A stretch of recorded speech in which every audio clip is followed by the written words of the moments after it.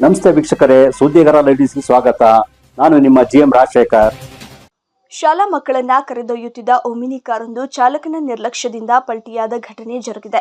ಚಿಕ್ಕಮಗಳೂರು ತಾಲೂಕಿನ ದಿನ್ನೆಕೆರೆ ಗ್ರಾಮದ ಬಳಿ ಸಂಭವಿಸಿದ್ದು, ಅದೃಷ್ಟವಶಾತ್ ಭಾರೀ ಅನಾಹುತ ತಪ್ಪಿದೆ. ಕುದುವಳಿಯ ಲಿಟಲ್ ಫ್ಲವರ್ ಪ್ಲೇ ಹೋಮ್ಗೆ ಸೇರಿದ ಒಮಿನಿ ಕಾರಿನಲ್ಲಿ ಅಪಘಾತ ಸಂಭವಿಸಿದ ವೇಳೆ 12ಕ್ಕೂ ಹೆಚ್ಚು ಪುಟ್ಟ ಮಕ್ಕಳು ಪ್ರಯಾಣಿಸುತ್ತಿದ್ದರು ಎಂದು ತಿಳಿದು ಬಂದಿದೆ. ಘಟನೆ ಬೆಳಕಿಗೆ ಬರುತ್ತಿದ್ದಂತೆ ಪೋಷಕರು ಹಾಗೂ ಸ್ಥಳೀಯರಲ್ಲಿ ಆತಂಕ ಮನೆ ಮಾಡಿದೆ. ಮಕ್ಕಳನ್ನ ಶಾಲೆಗೆ ಕರೆತರುವ ಮತ್ತು ಕರೆದೊಯ್ಯುವ ಉದ್ದೇಶಕ್ಕಾಗಿ ಕಮರ್ಷಿಯಲ್ ವಾಹನಗಳನ್ನೇ ಬಳಸಬೇಕು ಎಂದು ನಿಯಮವಿದ್ದರೂ ಕಳೆದ ಹಲವು ವರ್ಷಗಳಿಂದ ವೈಟ್ ಬೋರ್ಡ್ ವಾಹನದಲ್ಲೇ ಮಕ್ಕಳನ್ನು ಸಾಗಿಸಲಾಗುತ್ತಿತ್ತು ಎಂಬ ಆರೋಪ ಕೇಳಿಬಂದಿದೆ.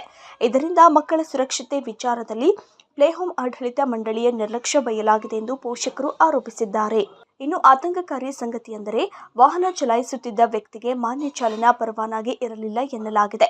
ಆತ ಕೇವಲ ಇತ್ತೀಚೆಗೆ ಲರ್ನರ್ಸ್ ಲೈಸೆನ್ಸ್ ಪಡೆದಿದ್ದನು ಎಂದು ತಿಳಿದು ಬಂದಿದೆ.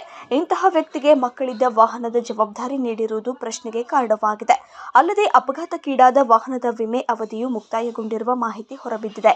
ಈ ವಿಷಯ ತಿಳಿಯುತ್ತಿದ್ದಂತೆ ಸ್ಥಳಕ್ಕೆ ಧಾವಿಸಿದ ಪೊಲೀಸರು ಪ್ಲೇಹೋಮ್ ಆಡಳಿತ ಮಂಡಳಿ ವಿರುದ್ಧ ತೀವ್ರ ಆಕ್ರೋಶ ವ್ಯಕ್ತಪಡಿಸಿದ್ದಾರೆ.